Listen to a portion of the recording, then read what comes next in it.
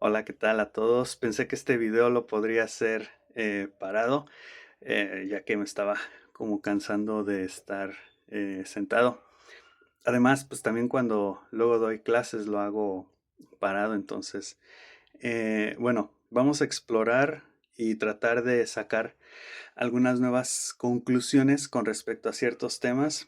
Ahorita de lo que se me viene a la mente, más que nada porque acabo de terminar de leer el texto, es sobre las emociones. Y las emociones se me hace un tema interesante. No se me hacía un tema interesante, pero ahorita ya se me hace un tema interesante porque si añadimos o agregamos al estudio de las emociones justamente el factor fisiológico y el factor cognitivo, se vuelve un estudio de caso muy interesante. Entonces, el estudio de las emociones con respecto a la fisiología o la cognición nos hace la pregunta de por qué sentimos lo que sentimos, o sea, las emociones, qué propósito tienen y de dónde vienen, ¿no? Eh, el origen de las emociones se puede decir que hay una tensión históricamente en el estudio de las emociones, donde algunos teóricos dicen, pues básicamente las emociones vienen de tu fisiología, o sea, cuando tienes palpitaciones, cuando tienes sudoración, cuando se te dilatan las pupilas, cuando se te activan los músculos para pelear, huir, para alegrarte, para bailar, para lo que estés sintiendo. Entonces son respuestas básicamente fisiológicas, ¿no? Y luego hay otro grupo de teóricos que dicen, no, las emociones tienen que ver con la interpretación y la evaluación o la valoración cognitiva que tú haces de lo que estás sintiendo o de los estímulos. Si ves un oso, tú dices, me puede llegar a lastimar o matar, entonces tengo miedo, huyo, lo que sea, ¿no? Entonces ahí está el debate y ahí es donde se vuelve interesante. Obviamente el texto que estaba leyendo y creo que para la psicoterapia es más relevante considerar o ver a las emociones desde el enfoque cognitivo. ¿Por qué no fisiológico?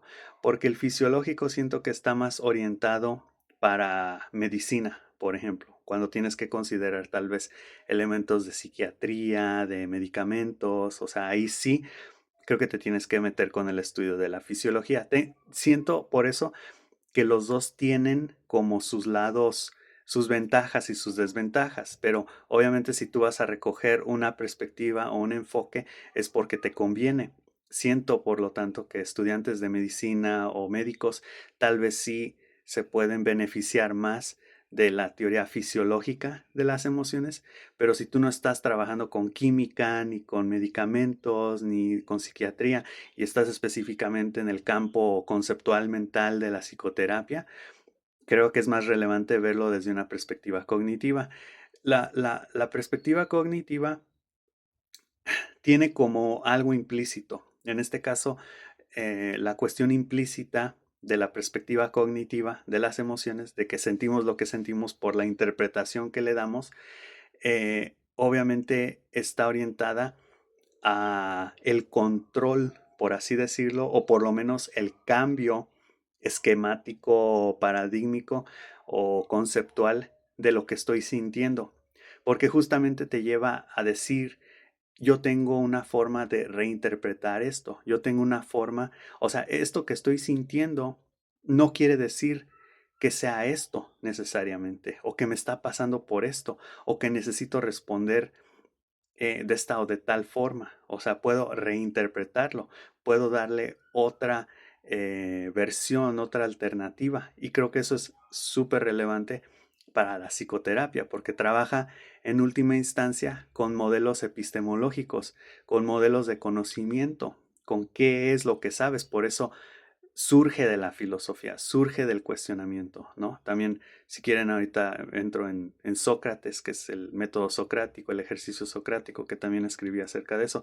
Pero entonces, tiene sentido para mí, y si tú adoptas una postura u otra, como que de alguna, esto no es, por así decir, que las personas que adoptan el enfoque fisiológico, como los médicos, por ejemplo, y ahí estoy especulando, tal vez me equivoque, pero si tú adoptas el método, vamos a suponer, o el enfoque fisiológico de las emociones y eres un médico, no quiere decir que tú no creas que puedes cambiar a las personas, que puedes ayudar a las personas con sus problemas. No, por supuesto que sí, crees que puedes ayudar y por eso estás ahí, eres a fin de cuentas un estudiante de las humanidades, ¿no?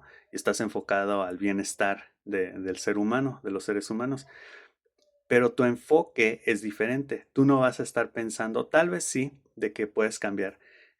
Así como el psicólogo piense que pues tal vez el medicamento es necesario para algún paciente, el médico puede llegar a pensar que pues el cambio de paradigma o conceptual del paciente sea necesario, pero donde principalmente vas a concentrar tu atención va a ser en el cambio fisiológico, ¿no? O sea, tu creencia tiene que ser más orientada o implícitamente estás diciendo si adoptas el enfoque fisiológico que la persona va a cambiar cuando cambie su fisiología, ¿no?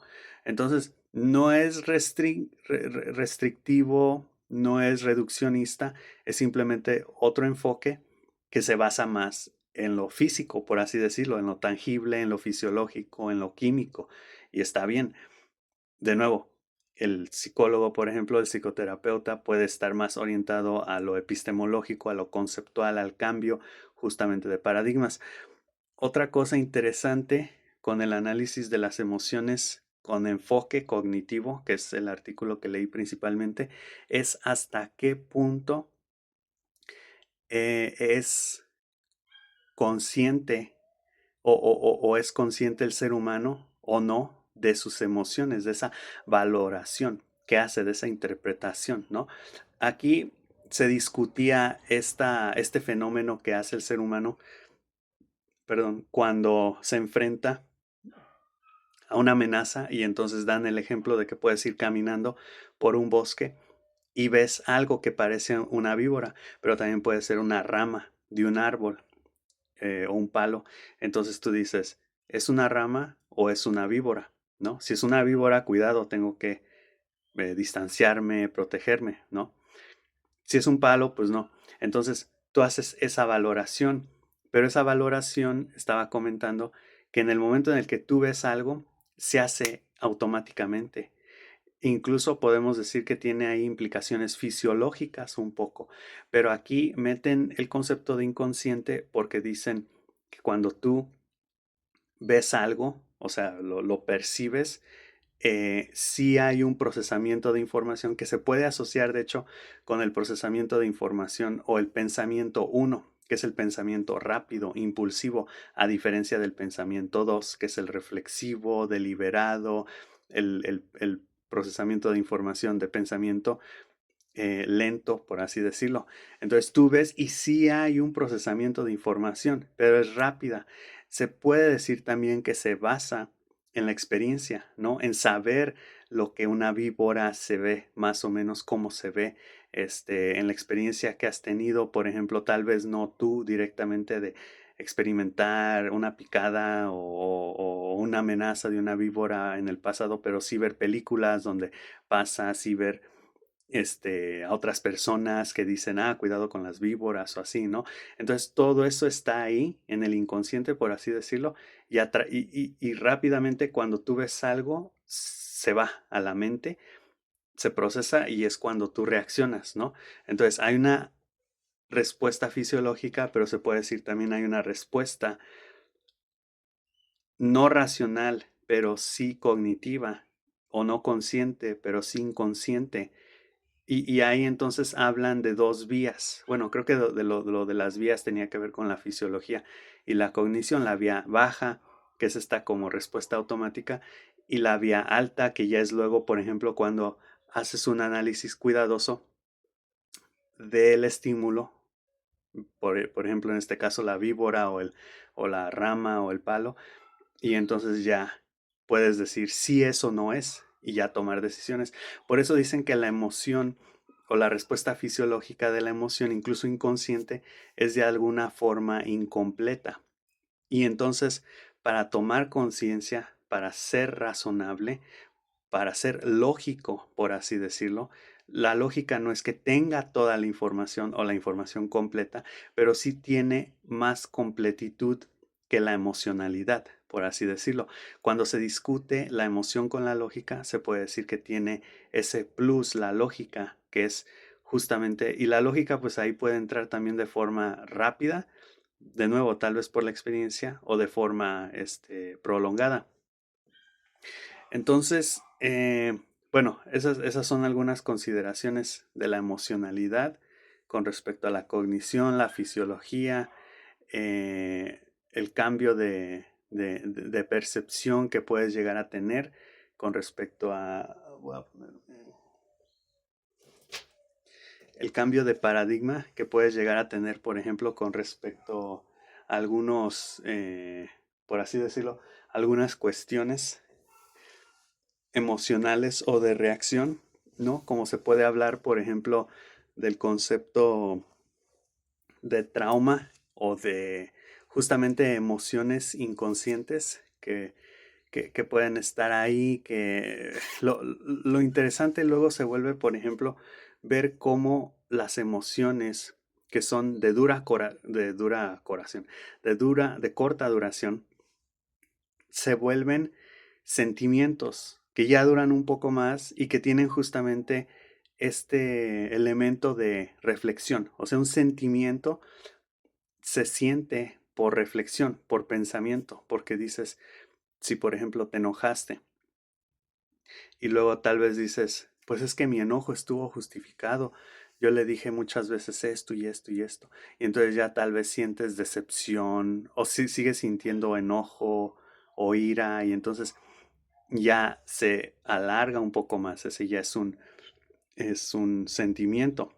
Y el estado de ánimo sería ya algo más constante, ¿no? Mi estado de ánimo en estas horas, en estos días, en estas semanas, ¿no? Ver cómo va evolucionando de alguna forma la emoción para posteriormente llegar a la personalidad, a hacerte a ti ser quien eres, ¿no? Con base a esos factores emocionales. Otra cuestión también que estaba viendo de la emoción es que decían, no es tanto, o sea, sí está la respuesta fisiológica, sí está la respuesta o el procesamiento de información cognitivo, pero lo importante de rescatar de las emociones es que responden al ambiente, al contexto, y surgen de esa interacción o ese baile entre el organismo, entre el sujeto o el ser humano y su entorno.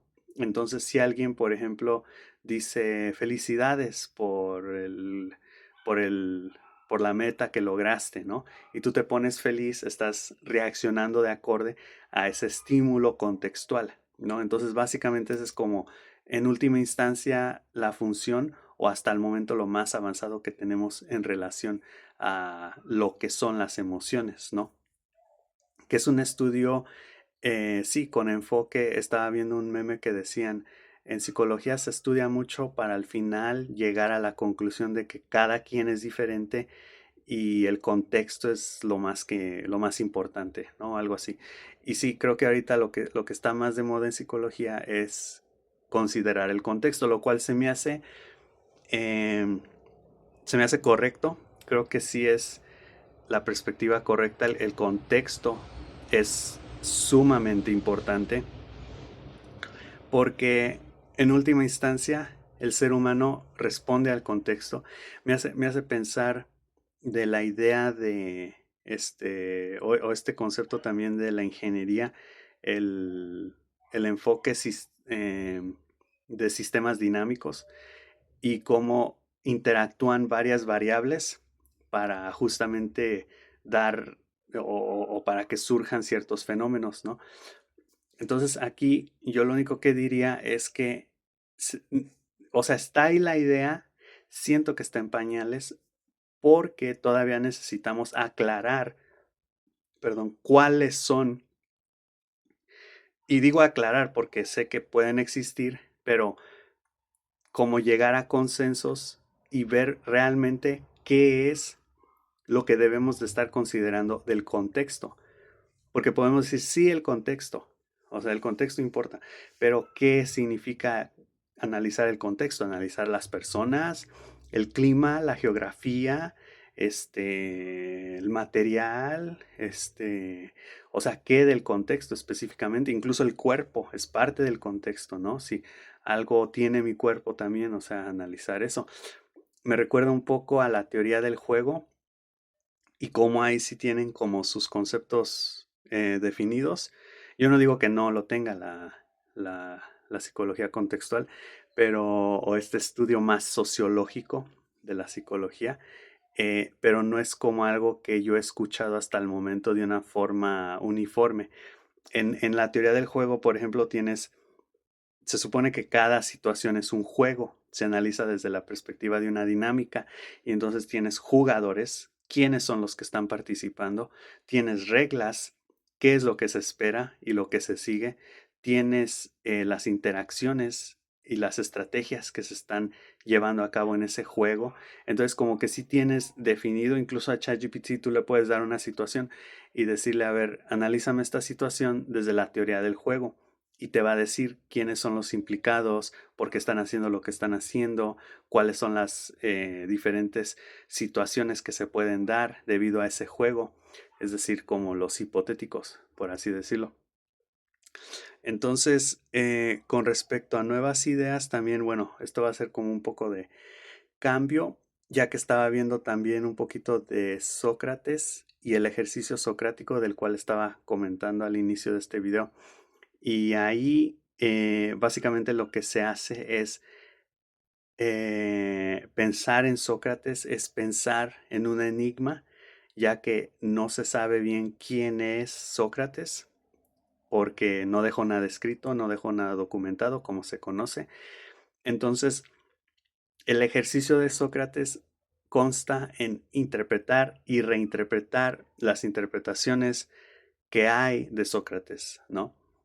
Y entonces se vuelve como un ejercicio especulativo de conjeturas en donde puedes proyectarte, pero al mismo tiempo surgen diferentes ideas y entonces esas ideas eh, justamente te llevan a otras ideas, que es lo importante de la filosofía, que es de alguna forma el estudio de las ideas y cómo puedes básicamente seguir expandiendo las ideas. A mí algo que me llama mucho la atención, por ejemplo, ahorita estar trabajando con filósofos, es que como que tenemos ese espíritu de rebeldía. O sea, que si alguien dice, o sea, yo te voy a llegar con mi argumento más lógico, más formado, mejor construido, irrefutable, seal tight, como dicen en inglés, o sea, que no se le sale ni el aire, que está ahí como bien encabinado, y cómo otra persona puede ver eso y decir, ah, te faltó ver esto. O sea, como esa rebeldía, ese voltear la tortilla o voltear la hoja, o sea, como no, o sea, no estás considerando esto, porque creo que algo muy importante que hace un buen escritor, un buen pensador, es anticiparse a las respuestas de los demás, ¿no? Entonces tú ya sabes que si tú dices el cielo es azul, va a haber personas que te digan y de noche, ¿y qué tal en un atardecer? O así. Entonces tú dices eso. O sea, es como la auditoría de acusaciones de Chris Voss, en donde mencionas lo que ya la otra persona va a mencionar, te anticipas. Entonces tú dices, el cielo es azul, pero también sabemos que en el atardecer puede ser naranja, cuando es de noche es negro. Sin embargo, el cielo es azul porque de día es azul, ¿no? O algo así. Entonces, o sea, esas consideraciones creo que son fundamentales en el pensamiento lógico, correcto. O sea, tú tienes que poder anticiparte y creo que cuando alguien te agarra, creo que también un fenómeno que no se da es el reconocimiento de perder, vamos a llamarlo así, vulgarmente, que es, por ejemplo, yo estoy teniendo un debate contigo acerca del cielo, del color del cielo, y entonces si yo digo, el cielo es azul y tú me dices "Es que no estás considerando consideraciones, no estás considerando en la noche, en el atardecer, en lugar de que yo diga, ah, tienes razón, te reconozco porque no consideré eso, qué bueno que me lo dices, o sea, simplemente con un, ah, sí es cierto, no había contemplado eso, y seguir a partir de ahí. Entonces, bueno, podemos decir que el cielo es de tres diferentes colores, habría más o así, ¿no? Para el ser humano, qué tal desde afuera y así, ¿no? No, en lugar de eso, me brinco esa etapa de reconocimiento, ¿no? Por ego, porque no me conviene, porque me voy a ver mal, porque no me importa, porque no pienso en lo que el otro me dijo, etcétera, por miles de razones, no lo reconozco y en lugar continúo, incluso ya no continúo elaborando con base a su idea, su aportación, su consideración, que es una consideración que yo también pude haber hecho, sino que ahora, en lugar de hacer eso, refuto, ¿no? O sea, no todas las noches, por ejemplo, las noches también son luminosas porque tenemos la luz eléctrica. O no todos los atardeceres son naranjas, algunos también son amarillos, o yo qué sé. O sea, ese tipo que estaba comentando eso, estaba platicando de eso hace tiempo, era la mezquindad, ¿no? El pettiness en inglés, que es una palabra que en inglés existe y se utiliza, petty, you're being petty.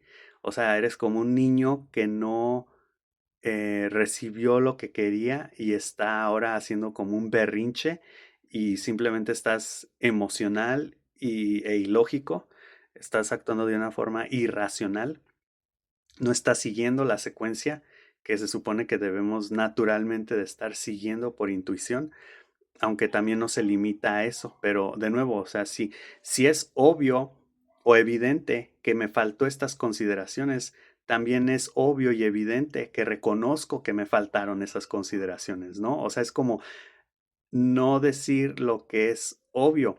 Y cuando no se dice lo que es obvio, se está ignorando de alguna forma, no se está considerando. Entonces, sea porque no consideré eso, o sea porque esas son consideraciones que no consideré, de todos modos, no se está reconociendo. Entonces, es como ser un pensador o un escritor que está formulando sus ideas, sus pensamientos, pero no está tomando en cuenta estas otras variables, ¿no? Entonces, de nuevo, no se trata de tener todo, de ser completo, pero sí ser más completo de lo que eras antes, de nuevo con esa idea de emocionalidad, ¿no? O sea, tú puedes ser emocional, puedes ser una víbora, puedes ser un palo, ya tienes la primera evidente como reacción cognitiva, fisiológica, lo que sea, pero ahora es momento de ver detalles, de ver otras consideraciones. A ver, se está moviendo. ¿De qué color son las víboras? ¿Esa no es una víbora o sí es? ¿No? Este, me acerco o me alejo, mejor me alejo, quién sabe, ¿no? Y entonces haces esa evaluación para tener información y poder tomar decisiones más completas, ¿no? Que eso es, iba a decir, eso es a fin de cuentas de lo que se trata, pero eso es nada más como un catchphrase, como una frase que se dice. No, entonces, bueno, con respecto a ideas, eso era, este, tengo también cuestiones, por ejemplo, de la Gestalt, ahorita específicamente que estoy viendo de Tolman. Tolman es interesante porque es un conductista que se volvió anticonductista. Bueno, yo estaba diciendo eso a ChatGPT y me dice, no, eso no es correcto. También el ChatGPT luego se me pone al brinco y le digo, yo siento que tú me estás tratando de manipular, ChatGPT. Bueno, le dije eso por otras cosas, pero yo así como de, a ver, no todo lo que yo digo está mal, o sea, y me quiere estar corrigiendo todo.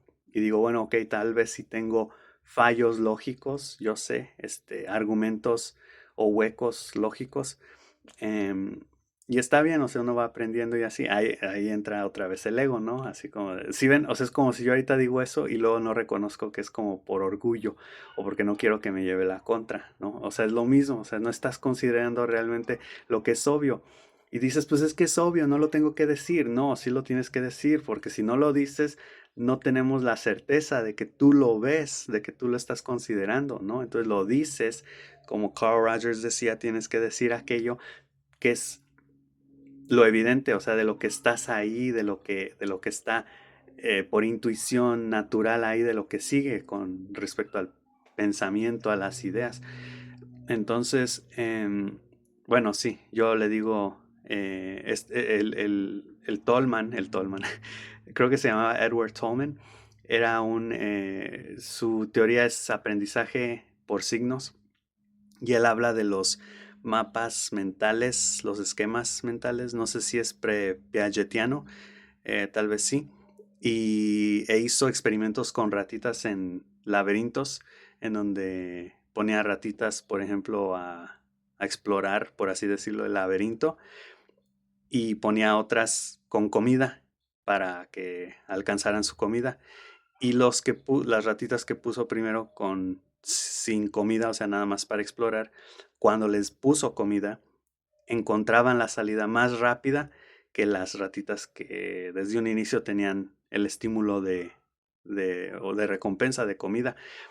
Entonces llegó a la conclusión de que cuando estaban ahí las ratitas sin comida, o sea, sin propósito, realmente estaban aprendiendo el laberinto, o sea, lo estaban de alguna forma, de nuevo, me adelanté con eso, lo estaban explorando. Bueno, de ahí yo dije, pues sí, es que él vio todo lo conductista y dijo, no solamente es lo conductista, también hay algo cognitivo que está pasando, ¿no?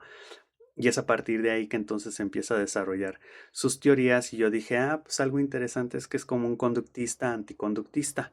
Y dijo ChatGPT, no, es que no se trata de eso, que quién sabe que yo así de, ay, ChatGPT, eres bien aburrido.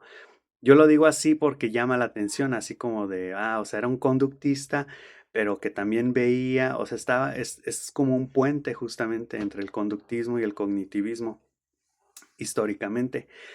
Y ahí, bueno, tengo una idea, nada más creo que voy a terminar con esto, porque como estoy con estudiantes, ahí es una idea de, no sé muy bien, pero sí tiene que ver con el locus o con el lugar, o sea, su teoría está basada en que cómo es que sabemos dónde estamos, ¿no? Si vamos a algún lugar, primero como que, o sea, no lo aprendemos de forma catedrática o escolar o formal o educativa, o sea, no nos dicen, mira, este pasillo conduce al baño, este otro te lleva a esta salida, no, o sea, como que estamos ahí incluso de alguna forma inconsciente o no sé, empezamos a procesar toda esa información y después de ir ahí unas 5 o 10 veces, ya luego sabemos por dónde está todo. O sea, sí, por aquí está la salida, sí, por aquí están estas escaleras y así. Entonces está basado en el locus, que es el lugar. Y para esto estaba pensando como en hacerlos o dejarlos salir del salón y pues rodear como la universidad o la escuela y ponerse en los zapatos de una persona que llega ahí por primera vez. ¿Cómo se va a orientar? ¿Cómo va a saber dónde están las cosas, dónde están los lugares, ¿no? Ese es como un poco el ejercicio. Y el ejercicio con respecto a otro grupo que tengo que tiene que ver con emociones, estaba pensando, de hecho voy a subir algunas fotos o a subir un esquema de fotos en donde la expresión de la cara, que es, bueno, hay dos formas de llamarlo a esto, creo que una de ellas es la práctica, no, no me acuerdo, pero era algo así como la práctica del reconocimiento facial o de las expresiones emocionales faciales o simplemente el reconocimiento de las emociones, ¿no? Faciales. Entonces está basado esto en los estudios de Paul Ekman, que se basó justamente en las expresiones faciales reconocidas mundialmente para detectar las 7 emociones, 6, 7, 8, 9 emociones, 6, 7, emociones básicas que tienen los humanos independientemente de las culturas. Lo interesante aquí estaría en ver que, a ver, voy a anotar esto porque sí me surgió la duda. Lo pregiatano y las emociones que solo son de ciertos lugares, por ejemplo, de ciertos países, de ciertas culturas. Porque Ekman basó sus estudios en el mundo, en todas las personas del mundo. Pero entonces tú dices, a ver qué emociones sienten ciertas culturas o ciertos lugares que otras no sienten y por qué. También estaría interesante explorar eso, ¿no?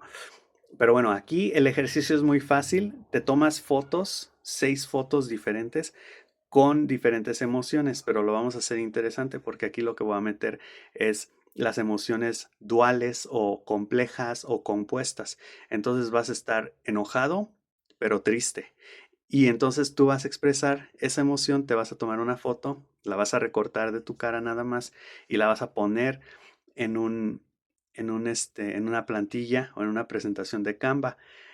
Posteriormente vas a descargar eso y lo vas a mostrar entre tus compañeros para básicamente como tratar de adivinar cuáles son las dos emociones que están ahí, ¿no? Que se puede conectar con el conector y o pero, ¿no? O sea, enojado pero triste o enojado y triste, ¿no?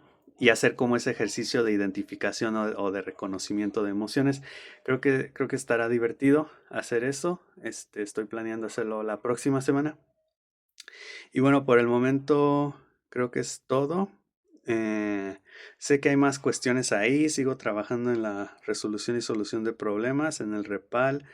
También sigo trabajando en un texto llamado, este, bueno, hasta el momento no tiene título como tal, pero es hipérbola y lógica o esta dualidad justamente entre las emociones y la lógica.